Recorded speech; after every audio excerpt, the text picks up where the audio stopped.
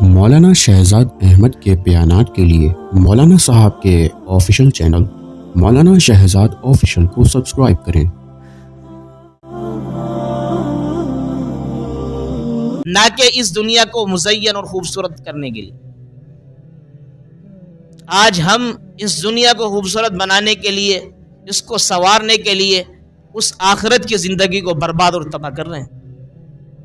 ابھی ایک ساتھی ہمارے مدرسے کے اندر آئے ہوئے تھے، ہمارے بہت اچھے دوست ہیں مولانا مفتی حنین صاحب۔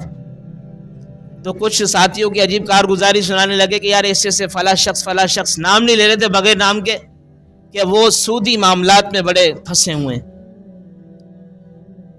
پھر میں نے ان سے کہا کہ یار سود کی تعریف ہمیں پتہ ہے کیا تعریف کیا کرنی چاہیے، سود کی تعریف کیا ہے؟ تو ایک دو انہوں نے تعریف کی، لیکن اس کے بعد ہمیں ایک استاد جی کی ایک بات یاد آ گئی۔ ہم نے کہا استاد جی بالکل آسان تعریف سود کی یہ کرتے ہیں کہ بغیر محنت اور صحیح کے آدمی لینڈ لارڈ بن جائے، بس سود کی محنت تعریف یہ ہے۔ آج سود اتنے عروج پر ہے، اتنے عروج پر ہے جس کی میں اور آپ اندازہ بھی نہیں لگا سکتے۔ بغیر محنت کے، بغیر کوشش کے آدمی گھر بیٹھے سودی معاملات کے لین دین کر رہا ہے، گھر بیٹھے اس کو 50,000 1,00,000 روپے مل رہے ہیں۔ اس کو کمانے کی کیا ضرورت ہوگی؟ ہاتھ پاؤں مارنے کی کیا ضرورت پڑے گی؟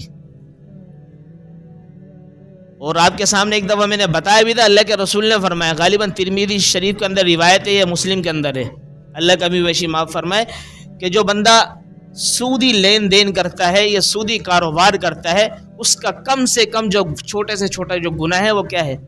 وہ اس کے برابر ہے جیسے نعوذ باللہ اپنی والدہ کے ساتھ کوئی 36 مرتبہ زنا کرے۔ سب سے کم تر جو گناہ ہے، چھوٹا گناہ ہے، گناہ کا ایک حصہ ہے۔